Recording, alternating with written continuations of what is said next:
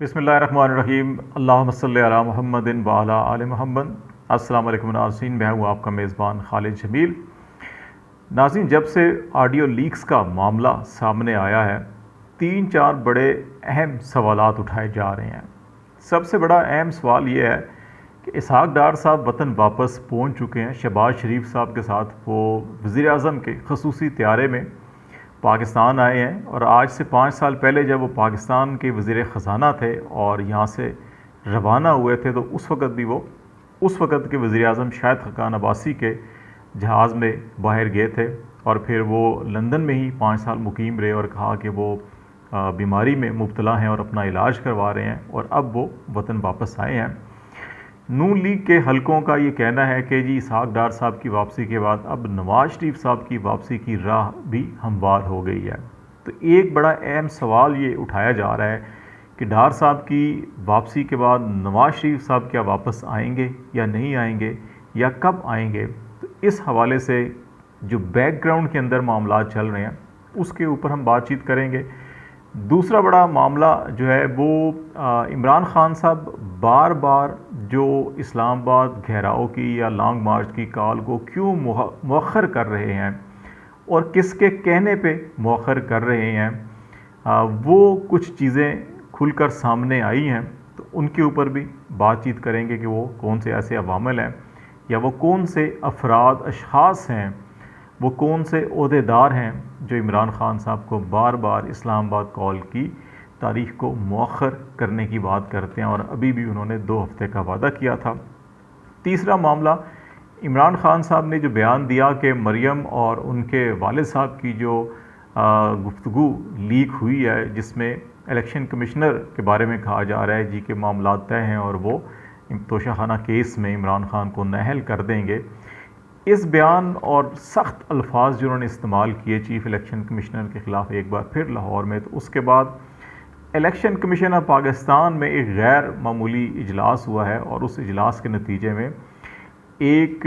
बड़ा भरपूर रिएक्शन भी सामने आया है, और इलेक्शन कमीशन ऑफ पाकिस्तान ने इमरान खान को ज़ाती हैसियत में इलेक्शन कमीशन में पेश होने का हुक्मनामा भी जारी कर दिया है। तो इस पर बातचीत करेंगे। और सबसे अहम मामला जो इस वक्त ऑडियो लीक्स का है, और जो ना सिर्फ पाकिस्तान में, पाकिस्तान से बाहर भी इसके ऊपर बड़ी संजीदगी से तशवीश के साथ मुख्तलिफ हलकों के अंदर बातचीत की जा रही है, उसके ऊपर शहबाज शरीफ साहब ने मुसल्लह अफवाज से और इंटेलिजेंस एजेंसीज जो हैं, ISI भी उसमें शामिल है, कि उनसे मदद तलब की है। इस सिलसिले में कौमी सलामती कमेटी का इजलास भी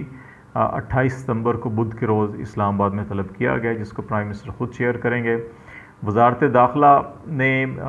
इस वक्त एक JIT तश्कील दी है इस मामले की तहकीकात के लिए, और वज़ीर-ए-आज़म हाउस का जो अमला है और वहाँ पे जो आमदो रफ्त थी, जो चीज़ें सामने आई हैं अब तक, जो ऑडियोज़ हैं, उसके तनाजुर में उन सब को शामिल तफ्तीश किया जाएगा, और वज़ीर-ए-आज़म हाउस के और वज़ीर-ए-आज़म ऑफ़िस के जो स्टाफ है, जो प्राइम मिनिस्टर ऑफ़िस के करीब करीब होता है, उनकी नकलो हरकत भी महदूद कर दी गई है, और उन सब को तफ्तीश की जाएगी। तो ये बड़े अहम मामलात हैं जिनके ऊपर हम बातचीत करेंगे। सबसे बड़ा मामला जो है कि वो डार साहब की वापसी और नवाज़ शरीफ साहब की वापसी का मामला है। अभी नून लीग के हलकों के अंदर ये कहा जा रहा है कि डार साहब की वापसी बेसिकली एक टेस्ट केस है, और इसके बाद ये देखा जाएगा कि इलेक्शन कमीशन या कानून नाफिज करने वाले इदारे, अदालतें क्या रिएक्ट करती हैं। और अगर डार साहब के लिए हर चीज़ बआसानी सारी चीज़ें मैनेज हो जाती हैं और वो अपना वजारत संभाल लेते हैं, तो फिर उसके बाद उसी अंदाज़ में कानूनी रास्ते इख्तियार करते हुए जो इस वक्त पाथवे बनाया गया है नवाज़ शरीफ साहब की वापसी के लिए, उसके ऊपर एक के बाद दूसरी और दूसरी के बाद तीसरी मुख्तलिफ लीगल फोरम्स के ऊपर जो है कि वो पटिशन्स फाइल की जाएंगी, और नवाज़ शरीफ साहब की वापसी के लिए राह हमवार की जाएगी। लेकिन नवाज़ शरीफ साहब अपनी वापसी उसी वक्त करेंगे जब उनको 100% यकीन हो जाएगा, और उनको अभी तक वो ज़बानी जितनी भी उनको ज़मानतें दी जा रही हैं उनके ऊपर वो यकीन नहीं कर रहे। उनका ये कहना है कि जब तक उनको कानूनी फोरम्स से बाकायदा हुक्मनामे जारी नहीं हो जाते उनकी बाहिफाजत वापसी और जेल जाने की बजाय घर में या हॉस्पिटल में क़याम के हवाले से बाज़ाब्ता तौर के ऊपर कोई हुक्मनामे तहरीरी जारी नहीं हो जाते, उस वक्त तक वो पाकिस्तान नहीं आएंगे। तो अब ये अगले चंद दिन जो हैं वो डार साहब की यहाँ पे जो सरगर्मियाँ हैं उनको नवाज शरीफ साहब बड़े गौर से मॉनिटर करेंगे, और फिर उसके बाद जो वजारत कानून और उनकी जो लीगल टीम है वो मुख्तलिफ यहाँ पे ऑलरेडी काम शुरू हो चुके हैं उसके ऊपर पेशरफ्त करेगी। तो उनको जो बाज़ाब्ता तौर के ऊपर यहाँ से हर चीज़ की तहरीरी ज़माननामे मिल जाएंगे, तो फिर उसके बाद वो वतन वापस आएंगे। अब इसमें कितना वक्त लग सकता है ये अदालतों पर और इस सारी कानूनी कार्रवाई के ऊपर इन्हिसार करता है। दूसरा मामला इमरान खान साहब का, जो उन्होंने लाहौर में बयान दिया और उसके बाद फौरी तौर के ऊपर इलेक्शन कमीशन भी जो है कि एक्टिव हुआ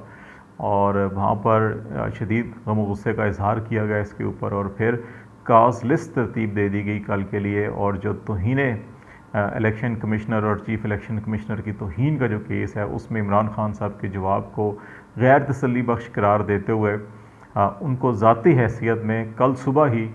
इस्लामाबाद में इलेक्शन कमीशन के दफ्तर में तलब कर लिया गया है। उनके अलावा असद उमर और इसमें साबिक वज़ीर इत्तलात जो फवाद चौधरी वज़ीर कानून भी रहे इमरान खान की कैबिनेट में कुछ अर्सा, वो उनको भी ज़ाती हैसियत में तलब किया गया है। तो ये रिएक्शन जो है कि ये फौरी हुआ है। एक तरफ इसहाक डार साहब की जो सेनेट को खाली करार दिया गया था